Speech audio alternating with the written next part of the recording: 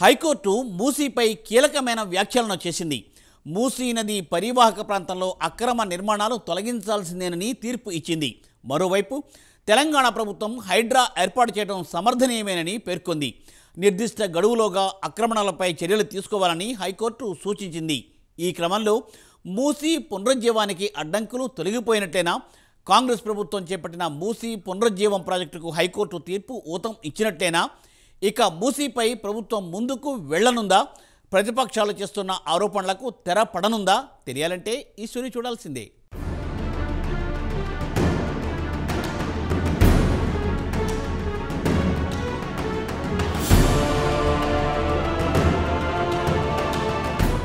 నదులు, చెరువులు, సమాజ ఉమ్మడి ఆస్తులు, అక్రమ నిర్మాణాల కూల్చివేతల్లో నదీ గర్భంలోని నిర్మాణాలకు మినహాయింపులొద్దు. అలాంటి భూములను ప్రభుత్వం ఇళ్ల కోసం లబ్ధిదారులకు కేటాయించినా ఎలాంటి చట్టబద్ధత ఉండదు. భూమి పొందిన వారికి పూర్తి హక్కులు సంక్రమించవు. ఆక్రమణదారులపై క్రిమినల్ చర్యలు కూడా చేపట్టవచ్చు. ఈ వ్యాఖ్యలు చేసిందెవరో కాదు, సాక్షాత్తు తెలంగాణ హైకోర్టు. మూసీలో ఆక్రమణల తొలగింపునకు సంబంధించి హైకోర్టు ఈ కీలక వ్యాఖ్యలు చేసింది.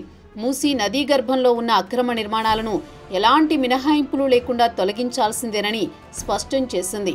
ఈ క్రమంలో ఉద్దేశపూర్వక ఆక్రమణదారులపై క్రిమినల్ చర్యలు సైతం చేపట్టవచ్చని పేర్కొంది.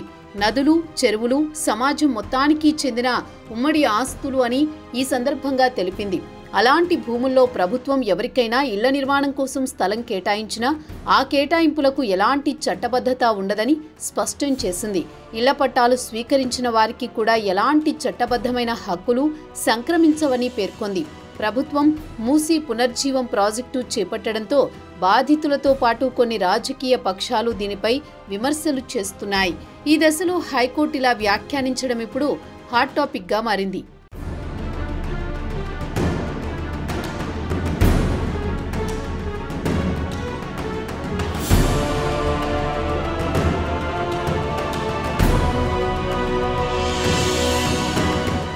మూసీ పునర్జీవం ప్రాజెక్టులో భాగంగా మూసీ నది పరివాహక ప్రాంతంలో ఆక్రమణలు తొలగించడానికి పూనుకొంది ప్రభుత్వం. దీంతో మూసీ నది చుట్టుపక్కల అన్ని అనుమతులతో నిర్మించుకున్న తమ ఇళ్లను కూల్చేస్తున్నారని, తమ ఆస్తుల విషయంలో జోక్యం చేసుకోకుండా అడ్డుకోవాలని కోరుతూ పలువురు హైకోర్టులో 46 పిటిషన్లు దాఖలు చేశారు. ఈ పిటిషన్లపై మంగళవారం విచారణ చేపట్టింది హైకోర్టు. ఈ క్రమంలో పిటిషనర్ల తరపు న్యాయవాదులు వాదనలు వినిపించారు. జీహెచ్ఎంసీ నుంచి అనుమతులు పొందిన తర్వాతే పిటిషనర్లు ఇల్లు నిర్మించుకున్నారని, విద్యుత్ బిల్లులు, ఆస్తి పన్నులు కడుతున్నారని తెలిపారు. జీహెచ్ఎంసీ చట్టం ప్రకారం గుర్తింపు పొందిన లేఅవుట్లలో ఫ్లాట్లు కొనుగోలు చేసినట్లు పేర్కొన్నారు.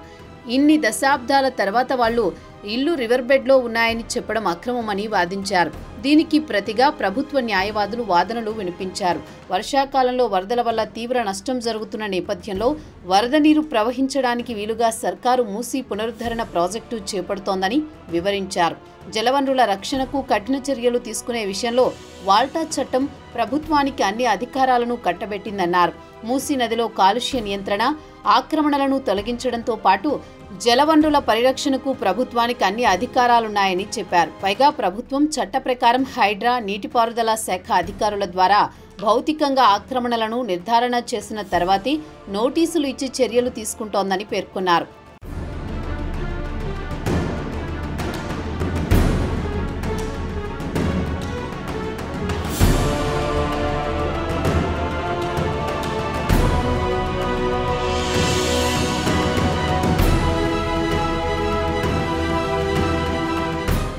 ఇరుపక్షాల వాదనలు విన్న హైకోర్టు తెలంగాణ నీటిపారుదల చట్టం సెక్షన్ 4 ప్రకారం ప్రభుత్వం ఏ అధికారికైనా ఇరిగేషన్ ఆఫీసర్గా నియమించుకోవచ్చునని తెలిపింది. అందులో భాగంగానే హైడ్రాను ప్రభుత్వం నియమించుకుందని కోర్టు అభిప్రాయపడింది. ఈ నేపథ్యంలో ప్రభుత్వం ఏర్పాటు చేసిన హైడ్రాను తప్పు పట్టలేమని పేర్కొంది. నదులు, చెరువులు సమాజ ఉమ్మడి ఆస్తులు. విస్తృతమైన ప్రజా అవసరాల కోసం ప్రభుత్వం వాటికి ట్రస్టీలుగా వ్యవహరిస్తూ వాటిని సమర్థవంతంగా నిర్వహించాల్సి ఉంటుంది. ఈ దిశగా ప్రభుత్వం ఏ చర్యలు చేపట్టినా తప్పు పట్టాల్సిన అవసరం లేదని చెప్పింది హైకోర్టు. ఒకవేళ అలాంటి భూములను ఇళ్ల నిర్మాణం కోసం ఎవరికైనా కేటాయించినా అలాంటి కేటాయింపులకు చట్టబద్ధత ఉండదని పేర్కొంది. ఆ భూములు స్వీకరించిన వారికి ఎలాంటి హక్కులు సంక్రమించవని చెప్పింది. భవిష్యత్తు తరాల అవసరాల కోసం సహజ వనరులను రక్షించాలి. ప్రత్యేకించి మూసీ పునరుద్ధరణకు పర్యావరణ సమతౌల్యాన్ని కాపాడేందుకు ప్రభుత్వం తీసుకున్న విధాన నిర్ణయాలను తప్పుపట్టలేమని హైకోర్టు ధర్మాసనం వ్యాఖ్యానించింది.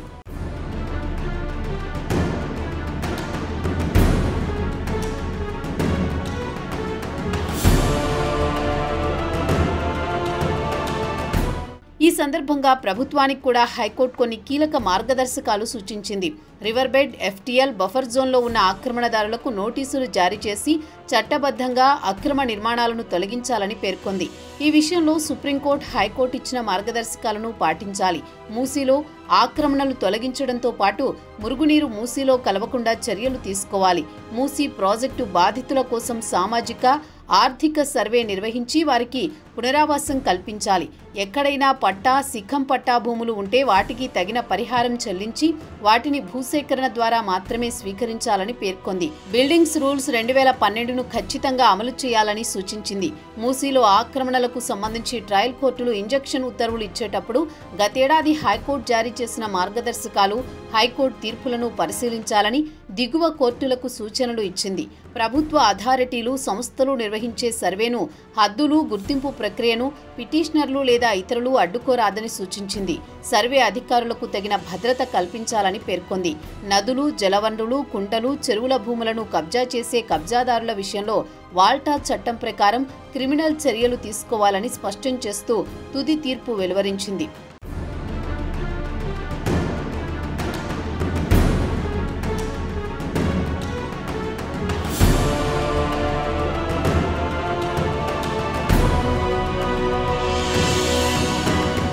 మూసీ పునర్జీవం ప్రాజెక్టుకు సంబంధించి కాంగ్రెస్ ప్రభుత్వంపై బీజేపీ, బీఆర్ఎస్ తీవ్రస్థాయిలో విమర్శలు చేశారు. కాంగ్రెస్ సైతం ప్రభుత్వ నిర్ణయాన్ని సమర్థిస్తూ విపక్షాలపై విరుచుకుపడింది. మూసీ పునర్జీవం ప్రాజెక్టు ఎట్టి పరిస్థితుల్లో ఆపేది లేదని స్పష్టం చేసింది. దీనికోసం సీఎం రేవంత్ రెడ్డి మూసీ పరివాహక ప్రాంతంలో పాదయాత్ర సైతం ప్రారంభించారు. బీజేపీ సైతం బాధితుల పక్షాన పోరాడతామని మూసీ నిద్ర పేరుతో నది పక్కన ఉన్న బస్తీలలో పార్టీ ముఖ్య నేతలు రాత్రివేళ నిద్రించారు. మరోవైపు బుల్డోజర్లకు అడ్డంగా నిలబడతానని బీఆర్ఎస్ వర్కింగ్ ప్రెసిడెంట్ కేటీఆర్ శపథం చేశారు. ఈ నేపథ్యంలో హైకోర్టు తీర్పు కీలకంగా మారనుంది. దీంతో ప్రభుత్వ వాదనకు హైకోర్టు తీర్పు ఊతమిచ్చినట్లయింది. ఇక ప్రతిపక్షాలు నోళ్లు మూతపడతాయా? చూడాలి మరి రాబోయే రోజుల్లో ఏం జరుగుతుందో మూసీ పునర్జీవం ప్రాజెక్టుపై.